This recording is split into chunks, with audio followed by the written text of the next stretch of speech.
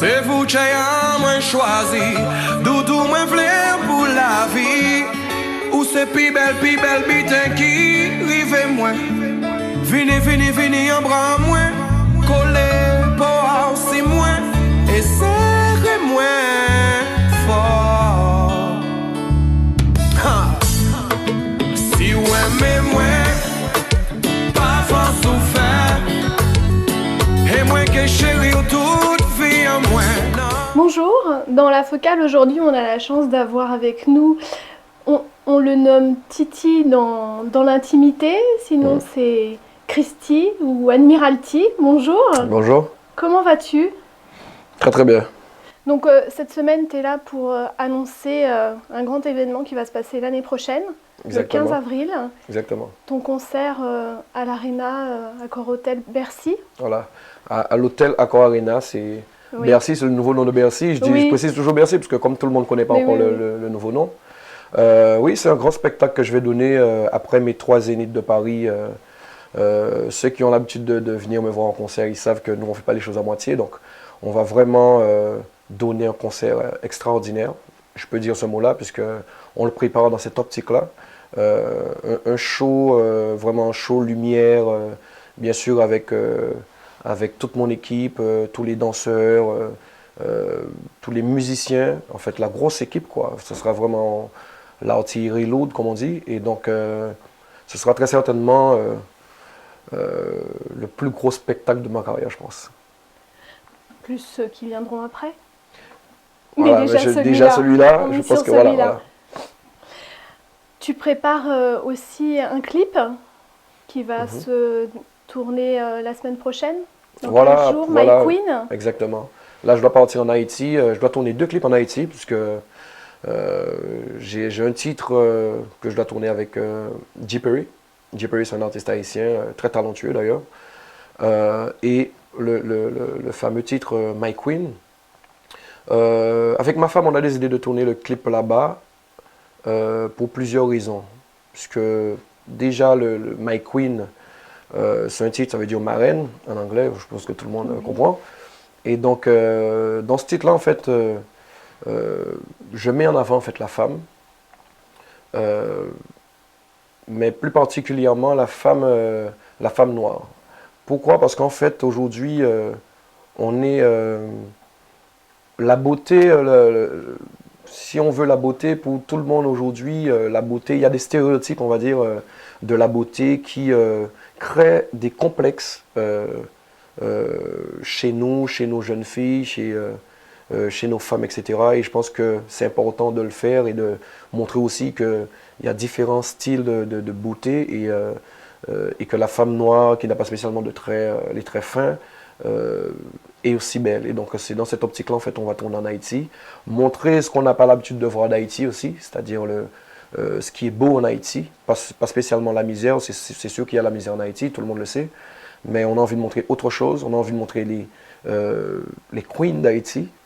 J'ai choisi avec ma femme Princesse Eudes, parce que Princesse Eudes, je voulais que ce soit quelqu'un qui représente réellement quelque chose en Haïti. Princesse Eudes, c'est une artiste qui est naturelle et qui est très respectée par les Haïtiens, très respectée chez elle. Et donc voilà, c'est pourquoi on va tourner en Haïti en fait. Tu es t'es un homme très engagé. On le voit là dans ce que tu veux réaliser. Je vais t'expliquer le concept de l'émission, la focale en fait. Je propose aux artistes qui viennent sur le plateau de regarder quelques photos que j'ai choisies pour eux, pour les engager à parler sur quelque chose. Je te laisse voir ce que j'ai choisi pour toi et tu me dis stop. Ah, je dois te dire stop? Comme tu veux, je te montre tout et après je te laisse choisir. On peut s'arrêter déjà sur celle-là? Ouais. J'aurais pu m'arrêter sur toutes les photos sont... Mais oui.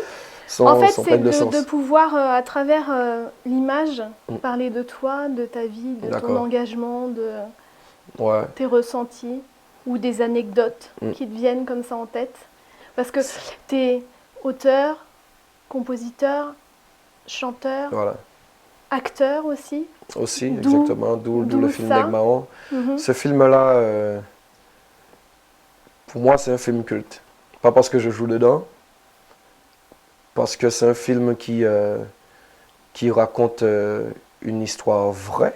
Pas l'histoire de Josué, mais l'histoire qui dépeint une certaine réalité. Et d'ailleurs, quand le film est sorti, même les jeunes qui habitent en banlieue ici se sont reconnus dans le film. J'avais un musicien jamaïcain avec qui je jouais, qui m'a dit qu'il a vu le film en Jamaïque et qui s'est reconnu dans le film. En fait, on se rend compte, on a tourné le film aux Antilles, en Guadeloupe, mais que c'est un film international. C'est-à-dire que tout le monde se reconnaît parce qu'en fait, le film est très fort en termes de sens. Et donc, c'est pourquoi, pour moi, c'est une grande fierté d'avoir participé à ce film-là, d'avoir pu jouer. Et en plus, c'était la première fois que je faisais ce métier, qui m'a beaucoup plu d'ailleurs. Et vraiment, ce film est lourd de sens. Neg Mahon, en plus, c'est un nom qui parle de lui-même. Et vraiment, je suis fier d'avoir fait ce film-là. En plus, j'étais super jeune. C'est un film qui a pris du temps pour sortir, parce que c'est un film politiquement parlant qui bouscule un peu les mentalités, surtout aux Antilles. Et donc c'est vrai que le réalisateur, il a eu pas mal de petites galères, entre guillemets, pour faire son film. Mais au final, il a pu le faire. Tous les acteurs, on avait l'impression d'être dans un truc vraiment engagé. Et donc, un peu comme dans ma musique, je me souviens la première fois que j'ai vu Jean-Claude Barney, qui est le réalisateur du film. J'étais avec Dali, l'autre acteur, celui qui joue le rôle de Silex dans le film, qui est un ami artiste. Et donc j'étais avec lui, et donc il m'a dit, ouais, est-ce que tu veux m'accompagner, je dois aller faire un truc. Il m'a même pas dit c'était quoi. Je lui ai dit, bon d'accord, comme on est ensemble, je t'accompagne. Et puis on arrive, je vois que c'est pour un casting, qu'il venait voir Jean-Claude qui est en train de faire des castings. Et Jean-Claude, il dit, ouais, mais c'est Admiralty, c'est toi Admiralty. Je lui dis, ouais. Il me dit, mais ça te dirait d'essayer. Je dis, bon, je n'étais pas venu pour ça, mais bon, ouais, c'est vrai que quand il m'a expliqué, je lui ai dit, ça me parlait. Parce qu'il m'a dit, en fait, pourquoi je te demande ça? Parce qu'en fait, il y a un titre à trois, le titre Rapide, un titre que j'avais fait, ça fait quelques années. Il m'a dit que ce titre-là vraiment dégageait quelque chose, et quand il me voyait, il avait l'impression que ça allait avec son film. Il y avait quelque chose c'était un peu spécial, mais il m'a dit qu'il sentait quelque chose. Et donc, quand j'ai fait les tests, il m'a dit, c'est toi. C'est toi l'acteur principal de mon film. Et je me suis retrouvé comme ça. Mis en lumière, comme ça. Voilà, dans le film. Et c'est pourquoi je dis, moi, je ne crois pas au hasard. Je crois que vraiment, les choses se font parce que c'est comme sur un arbre, en fait. Hein. Au début, on est sur le tronc. À chaque fois, on se retrouve, il faut faire un choix parce qu'il y a toujours une branche, au final. Et donc, il faut faire le choix du bon et du mauvais. Et plus on fait le bon choix, et plus on monte haut et sur des branches vraiment solides. Et donc voilà, il y a 10 000 anecdotes par rapport à ce film-là. Oui. Ouais. Une autre photo? Bien sûr. Ah, cette photo-là est belle. Cette photo-là, c'est une photo de mon dernier Zénith. Oui.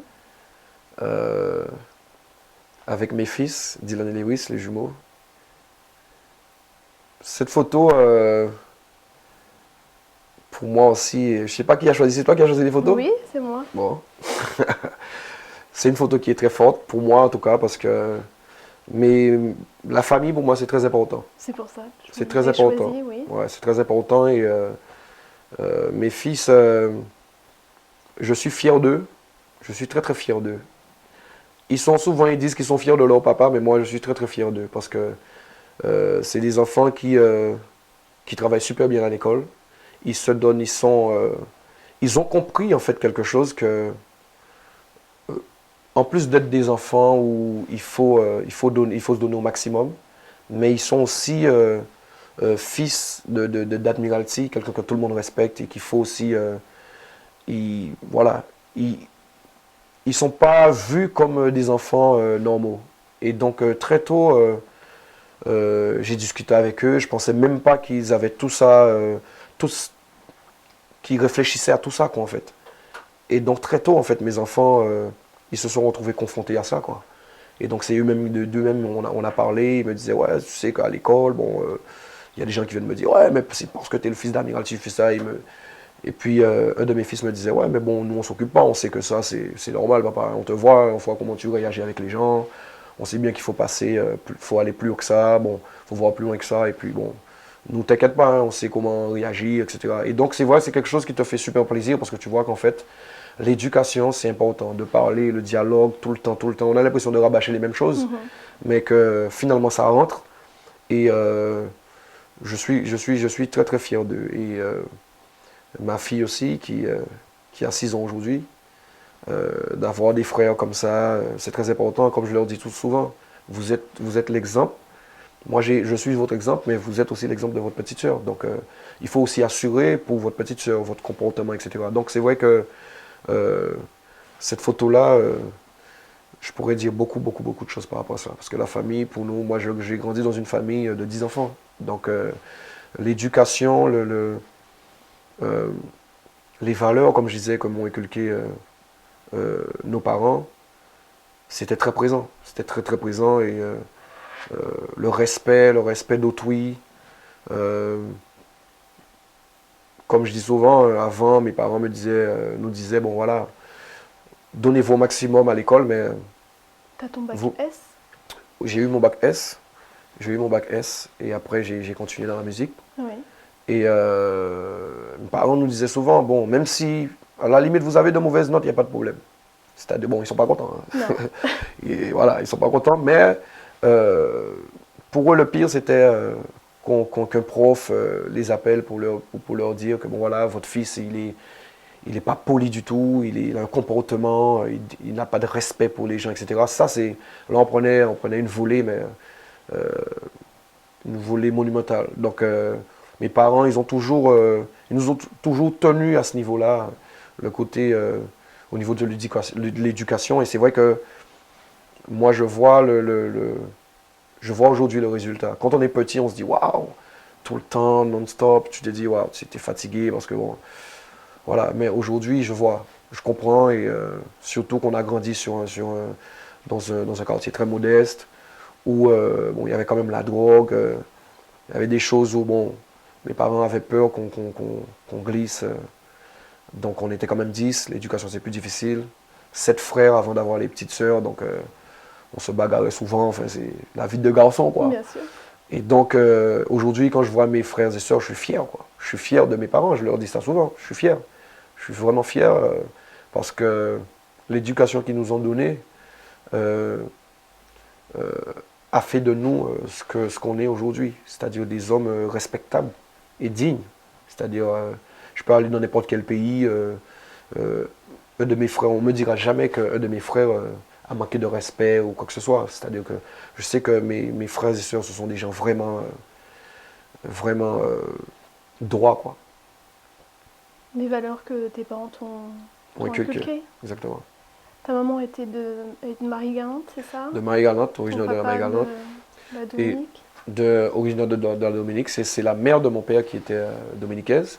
Elle est partie très tôt aux États-Unis avec son mari. Enfin, elle a rencontré son mari là-bas. Et donc voilà, elle est restée toute sa vie aux États-Unis par la suite.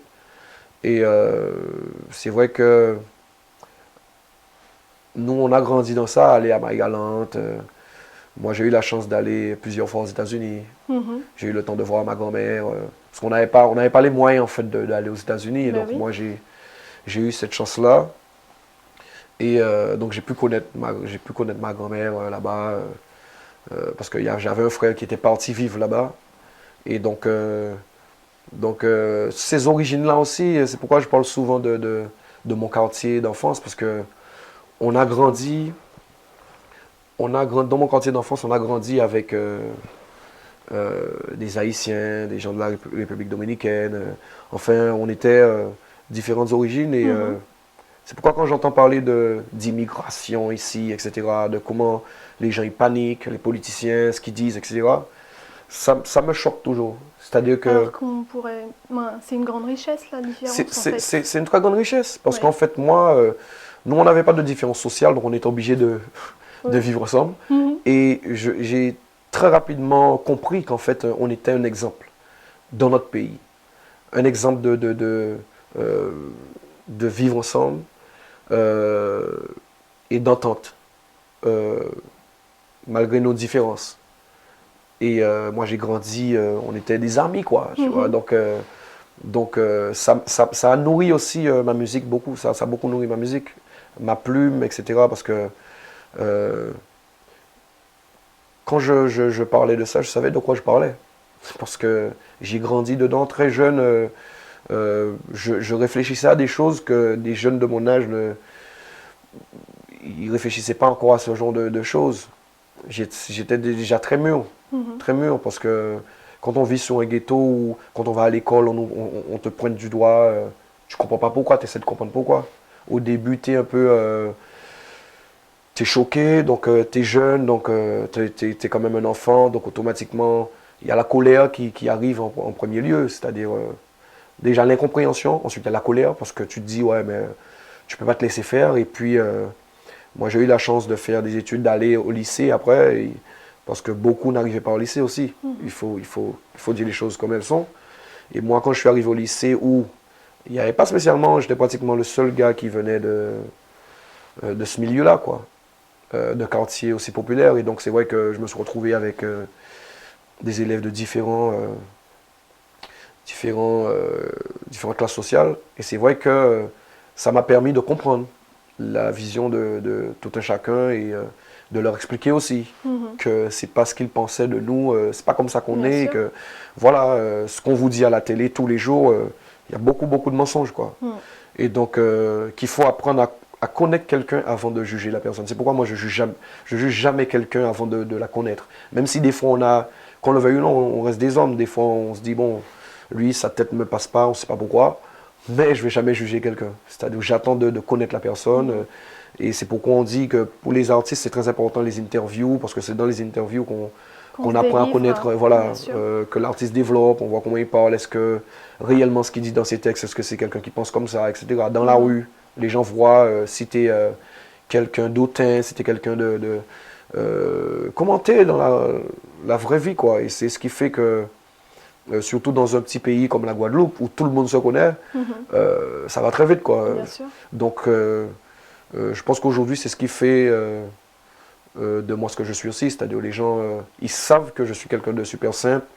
Ce que je chante, c'est ce que je suis. Et voilà, quoi. Il n'y a pas de... Je me cache pas derrière un masque, quoi. Est-ce qu'on peut parler de la rencontre avec Jessica? Avec Jessica? Ma rencontre avec Jessica, on s'est connus, on avait 20 ans. Oui. En fait, on avait un ami en commun. Et...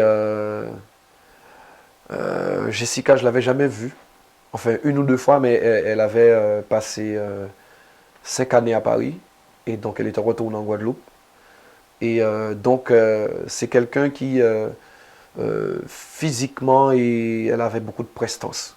Donc très jeune, elle avait déjà beaucoup de prestance, et donc je l'ai vue passer avec un ami une fois qui la connaissait, et je me suis dit qu'est-ce que cet ami-là fait avec une femme comme ça, quoi.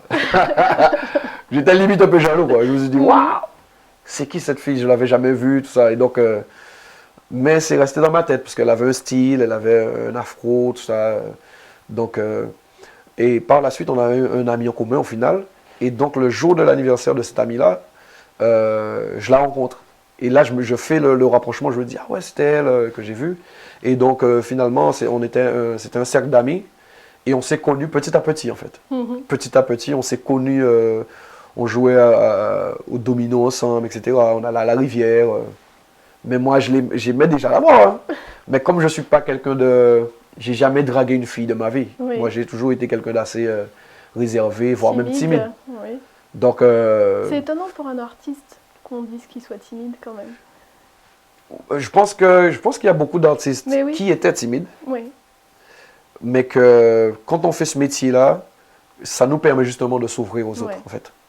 Parce que quand on monte sur scène, on s'ouvre aux autres. On fait des interviews, on est obligé de parler, on n'a pas le choix. Et donc, les gens viennent nous voir dans la rue, on est obligé de parler. Parce que si on ne parle pas, on reste comme on est, ça fait bizarre, quoi. Les gens se demandent, mais il est bizarre. Et donc, moi, petit à petit, je me suis retrouvé à parler, à m'exprimer. Et donc, mais je suis toujours quelqu'un de très réservé. Très réservé, un peu moins timide, mais très réservé. Et donc, Jessica, donc, on s'est connus comme ça. Et donc, de fil en aiguille, voilà, on est devenu ce qu'on est aujourd'hui. Mais oui. C'est facile de travailler en famille? J'ai jamais ressenti de difficulté, pour ma part. Et dans notre couple, on a... La passion aussi de ce que vous faites. La passion de ce qu'on fait, surtout on est complémentaires. Oui. On est complémentaires et Jessica c'est quelqu'un, pour moi c'est une artiste Jessica. Les gens ne connaissent pas Jessica. Si vous faites, un reportage sur elle, vous verrez que c'est quelqu'un de très. Elle est très talentueuse et les gens ne connaissent pas Jessica. Ils ne savent pas de quoi elle est capable. Comment elle voit loin, ce qu'elle aime, comment l'esthétisme, comment elle, tout ce qui est déco, esthétique, comment c'est son truc, quoi. À la base, c'est une passionnée de photos, à la base. Elle faisait des photos comme ça chez elle avant, elle me montrait des photos, elle me disait, elle adore ça, quoi. Et donc, elle a plus ou moins consacré sa vie à ma carrière, on va dire. Au détriment de la sienne, finalement. Mais, comme on est ensemble, pour elle, c'est comme un... Elle te dira que c'est un plaisir, pour elle, c'est toute sa vie, ça, quoi. Quand, par exemple, Jessica, quand elle te fait un cadeau, elle fait un cadeau à quelqu'un qu'elle aime, c'est toujours démesuré, quoi. C'est toujours démesuré, c'est toujours quelque chose d'extraordinaire. Elle te fait des surprises, mais tu te dis, mais où elle va chercher ce genre d'idée? Parce qu'en fait, elle adore faire plaisir. Et avec les gens qu'elle aime, et elle est très, très sincère aussi. Donc, c'est quelqu'un, il ne faut pas trahir, quoi. Il ne faut jamais trahir sa confiance, tu vois. Donc, elle est comme moi, on se retrouve à ce niveau-là. Et donc, si on veut, même quand on a des idées contraires, c'est jamais vraiment contraire, c'est toujours, ça s'emboîte, c'est toujours complémentaire finalement. Et quand on a vraiment des idées contraires, finalement, c'est toujours elle qui a raison. Donc, au final, on n'a pas de problème. Elle te porte? Elle me porte, on peut dire ça comme ça. On ira la voir? Quand elle Sans problème. Quand elle viendra, tu viendras avec elle nous voir? Ah, il n'y a pas de problème. Oui. Pas de problème. Le début de ta carrière, c'est 12-13 ans, c'est ça? C'était très jeune quand même. Exact. Parce qu'en fait, moi, j'ai toujours entendu parler d'Admiralty. Et en sachant que tu venais me voir, j'ai regardé quel âge tu avais et je me suis dit, mais mince, il est plus jeune que moi. Mais j'ai dit, c'est pas possible. J'ai eu l'impression d'avoir été bercée tout le temps, d'avoir toujours entendu ton nom, quoi. Oui, c'est l'impression que Enfin, c'est pas une impression, c'est vrai, parce que ça fait quand même aujourd'hui une vingtaine d'années. Donc c'est vrai, mais comme j'ai commencé jeune, et donc souvent les gens me disent ça, ils me voient dans la rue, ils me disent, non, c'est pas Admiralty, c'est pas possible. Je dis, pourquoi? Ils me disent, ouais, mais tu es jeune. Mais oui. Je dis, oui, j'ai plus 20 ans, mais je suis quand même jeune. Donc, ils me disent, non, mais je pensais que tu avais au moins, je sais pas moi, 46 ans, un truc comme ça. Je dis, non, j'ai que 35 ans.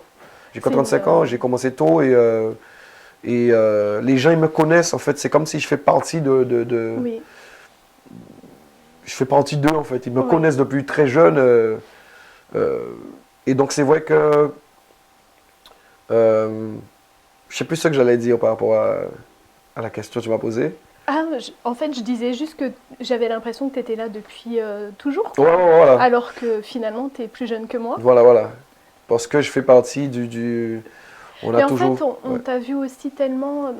tu as tellement fait de duo que c'est ça aussi, au-delà de ta carrière solo, mais tu as été avec plein de monde. Donc c'est ça qui fait... Puis dans tous les pays aussi. Donc c'est ça qui fait qu'on a l'impression que tu es là depuis toujours, quoi. Dans tous les duos, quelle anecdote tu pourrais nous dire ou quels sont les duos qui t'ont plus marqué? Plus marqué, c'est vrai que j'ai eu la chance de faire vraiment des duos avec des gens que j'aime vraiment. Oui. Des artistes de renommée en plus. Je vais prendre par exemple l'exemple de Wyclef Jean par exemple. Wyclef Jean qui est un artiste reconnu au niveau international avec Fujis, etc. Et donc c'est vrai que quand mon manager m'a dit que ouais, il y a Wyclef qui veut absolument, il adore ce que tu fais, il veut absolument t'avoir sur son album. J'ai dit waouh, Wyclef. Mais je suivais aussi Wyclef, hein. Je sais c'est quoi la mentalité, je sais que c'est quelqu'un comme moi. Donc je me disais bon, je comprends, mais c'est quand même Wyclef quoi. Et donc il m'a invité à New York dans son studio. Donc j'ai été à New York. Et arrivé à New York, il travaillait enfin il y avait quelqu'un qui travaillait pour lui et j'étais avec elle, une femme, une jeune femme. Et puis elle me dit ouais bon, Wyclef il est en interview mais que il t'a dit t'inquiète, voilà, on va déjà en studio et que lui il arrive tout de suite. Et donc elle me passe le téléphone, elle était au téléphone avec Wyclef et tout de suite il me passe. Mais la première discussion qu'on a eue, le premier échange c'était Yo Admiral, mais comme si on se connaissait depuis Mathusalem quoi. Oui. Yo Admiral, qu'est-ce qui se passait? Tu vois, il parle là, ouais Admiral, on vient là, mais on fait un truc pas possible, on fait un gros tube, J'ai vu que c'était un gars, lui, c'est. Voilà. Et donc on a été au studio et quand il est arrivé, c'était vraiment son cousin encore, lui il est pire, c'est vraiment des gars. J'adore ce côté, cette approche à la musique. Oui. C'est-à-dire où c'est la passion avant tout. On calcule rien, on est là en studio. Et je me souviens, on était en studio, il m'a dit bon, attends, avant qu'on compose ce truc-là, je vais te faire écouter. Et puis il met des sons, son cousin met des sons, il écoute, il me fait écouter, il me fait. Et puis il me regarde, il se lève. Il passe un autre. Et comme ça pendant une demi-heure, quoi. Et je dis, mais Wyclef, Wyclef c'est vrai, quoi. Ouais. Et donc là, quand il fait ça, je lui dis, bon, mais attends, tu me fais écouter, je vais te faire écouter des sons aussi. Donc j'ai mis mon album, à cette période-là, c'était Mosaïque Créole, qui venait de sortir, mon premier album. Et je lui fais écouter le premier titre. Il regarde son cousin. Waouh! Je lui fais écouter un autre. Il fait waouh! Et puis j'arrive sur le titre Ghetto, qui était le titre 4 ou 5 du CD. Et puis là, 2 poignées en note. Il dit non, on arrête. On fait un truc comme ça tout de suite là. Bon, enfin là, et c'est parti, on a fait un son 2 heures de temps. On a fait le titre Femme Créole. Et vraiment ce jour-là, on a vraiment passé un moment mais incroyable quoi. Incroyable. Et c'est vraiment... j'ai beaucoup d'anecdotes comme ça. C'est avec Kassav, c'était quelque chose d'extraordinaire. Parce que Kassav, bon pour nous, c'est vraiment... C'est comme si on disait Michael Jackson. Oui.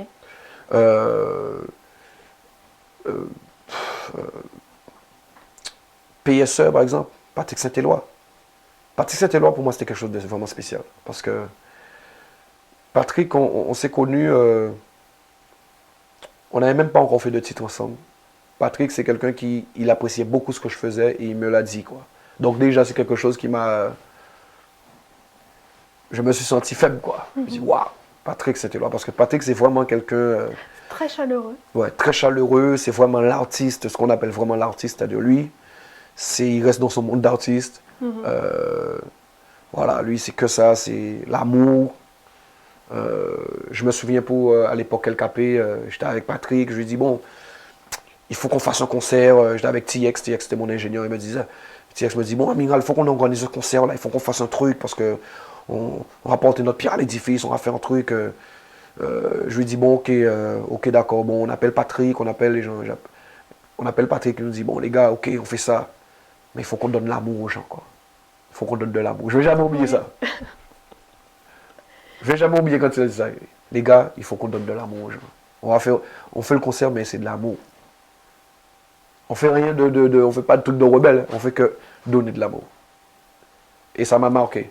Tu vois, donc il y a plein de trucs comme ça parce que j'ai côtoyé vraiment des artistes, pas seulement talentueux, mais c'est des vrais artistes qui ont quelque chose de profond. Quoi. Ouais. Quel artiste avec qui tu voudrais collaborer? Ah mais il y en a plein, mais malheureusement, Michael est déjà mort, malheureusement. Non, mais en fait, moi, c'est vrai qu'il y a beaucoup d'artistes que j'aime, ça c'est sûr. Mais c'est vrai que je ne fonctionne pas comme ça. Moi, c'est, par exemple, là, je suis en pleine préparation d'album. Je prépare l'album et c'est quand ça me fait tilt, je me dis, ce titre-là, j'aurais bien aimé faire un truc avec tel artiste parce que ça me vient comme ça. Mais bon, en général, c'est toujours, enfin, à tous les coups, c'est toujours des artistes que j'apprécie. Je fais pas de. Je fais rien avec. Je fais pas de titres avec des artistes que j'ai au niveau de l'univers musical, tout ça, ça me plaît pas. Moi, tout ce que je fais, j'aime qu'il y ait de la vibe, qu'il y ait de la passion, c'est comme ça que ça commence. Pour vous donner le meilleur de soi-même, de toutes les façons, c'est ça. Encore une photo? Pas de problème.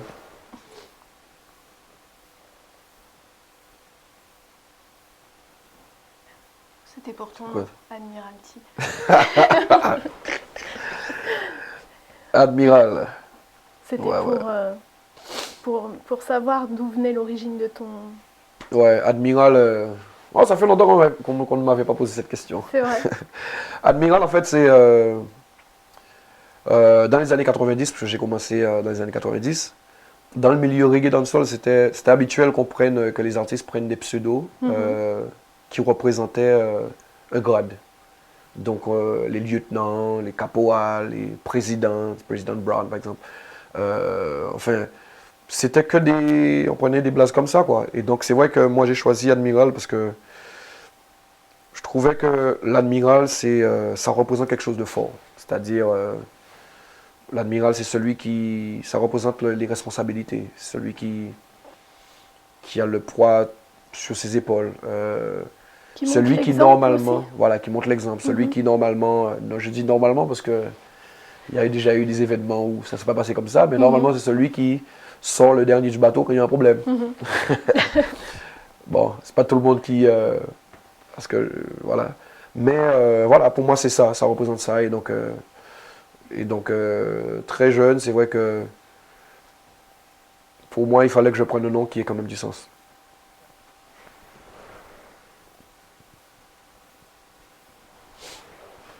Rockline.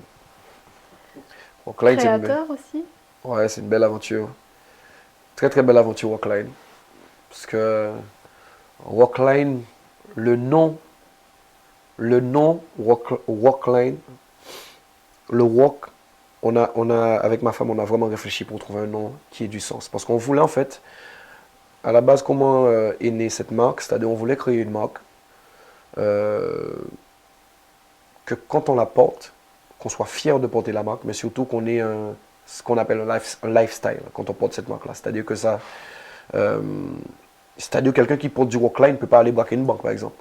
À la limite, son ami va dire, ouais, mais tu vas pas aller braquer avec Rockline. Enlève le Rockline et puis tu comprends? C'est-à-dire que c'est un état d'esprit. Même dans les vêtements. Voilà, c'est un état d'esprit. Parce que rock, on l'a orthographié en créole, mais rock, c'est solide comme un rock.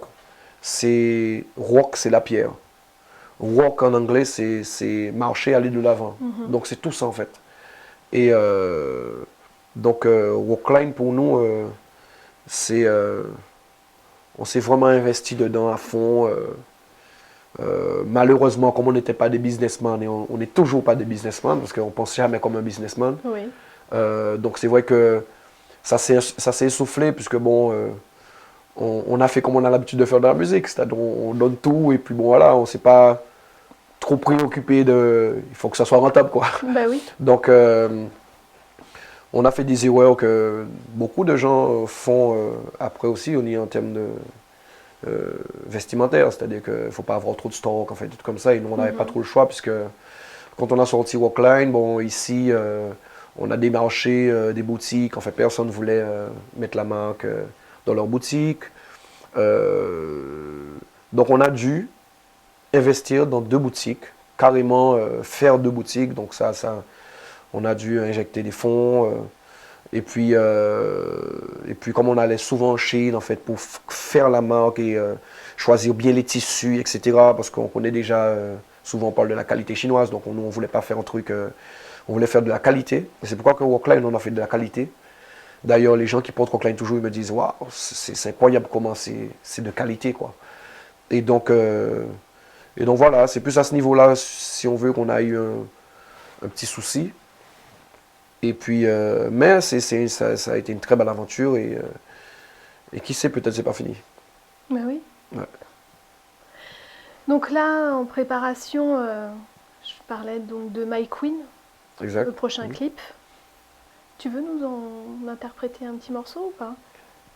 C'est un carvier, pas si nice, et cool, et sweet, en princesse. Non capotisé, pas sur sa femme qu'on lit, patini, on le cite. Fait tout ça, yo paye, on fait back belle auto, exposé, signe de richesse.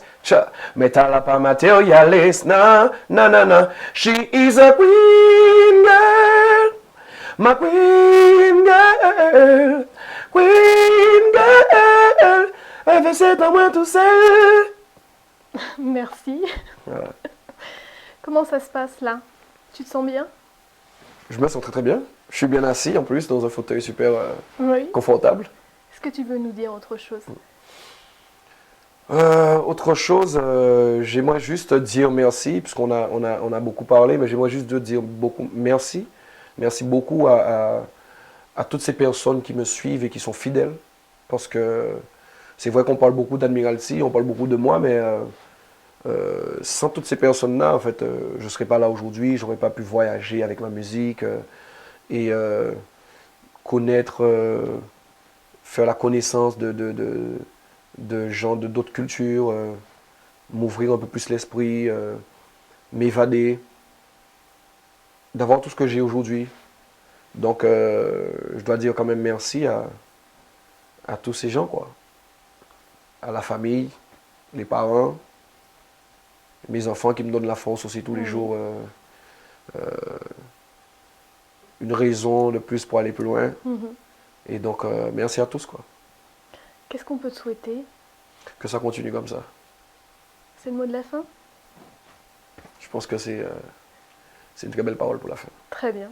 Merci, à bientôt. À très bientôt, merci. Si ouais,